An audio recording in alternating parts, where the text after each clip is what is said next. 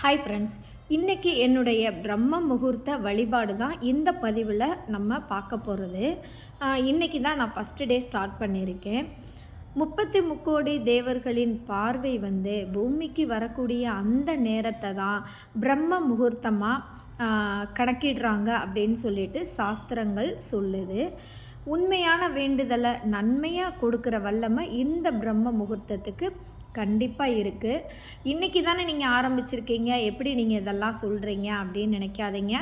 நான் ஏற்றுறது இன்றைக்கி தான் நான் ஏற்றுறேன். ஆனால் நாங்கள் கடை வச்சுருக்கிறதுனால எங்கள் வீட்டுக்கார் டெய்லி காலையில் 4 மணிக்கு எழுந்திரிச்சு விநாயகர் முன்னாடி, அதாவது வீட்டில் வச்சு சின்னதாக விக்கிரகம் ஒன்று வச்சுருக்கேன், மண் விக்கிரகம்.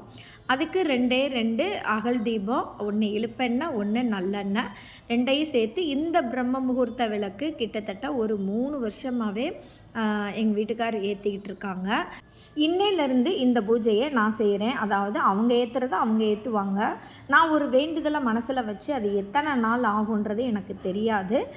அதனால் ஒரு வேண்டுதலை மனசில் நினச்சிட்டு நான் இந்த பூஜையை இன்னையிலேருந்து ஸ்டார்ட் பண்ணியிருக்கேன்.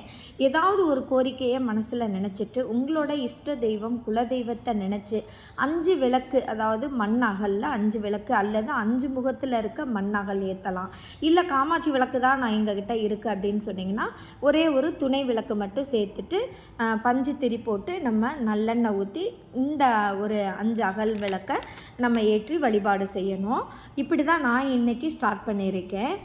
பொதுவாகவே பிரம்ம முகூர்த்தத்தோட டைமிங் என்ன அப்படின்னு பார்த்தீங்கன்னா, சூரிய உதயத்துக்கு முன்னாடி இருக்கிற அந்த ஒரு 1.5 மணி நேரம் தான் பிரம்ம முகூர்த்தம் அப்படின்னு சொல்லுவாங்க. நல்லதே நடக்கும் அப்படின்ற ஒரு நம்பிக்கையோட எந்த ஒரு பூஜையை செஞ்சாலுமே நம்மளுக்கு 100க்கு 100% நல்ல ஒரு பலன் கிடைக்கும். இன்றைக்கி நான் பூஜா செல்ஃபில் சின்னதாக ஒரு அச்சில் தான் கோலம் போட்டுட்டு 5 அகல் தீபமாக புதுசு வாங்கிட்டு வந்துட்டேன். பஞ்சு திரி போட்டு நல்லெண்ணெய் ஊற்றி 5 அகல் விளக்கு ஏற்றி வச்சுட்டு சின்னதாக கோமாதாவும் மகாலட்சுமியும் விக்கிரகமும் வச்சுருந்தேன். அது 2க்குமே நம்ம அபிஷேகம் பண்ணிவிட்டு நடுவில் இந்த மகாலட்சுமி சிலையை மட்டும் வச்சுட்டேன். என்னோடய வேண்டுதல் சீக்கிரமாக நிறைவேறணும் அப்படின்னு சொல்லிட்டு ஒரு 11 ரூபாய் எடுத்து குலதெய்வத்துக்கு காணிக்கையாக எடுத்து வச்சுட்டு தான் நான் இந்த பூஜையவே ஆரம்பிச்சிருக்கேன். நெய்வேத்தியத்துக்கு முழு முந்திரி பருப்பு, உடையாத முந்திரி பருப்பு, அதுதான் எடுத்து இன்றைக்கி வச்சு நான் பூஜை பண்ணியிருக்கேன்.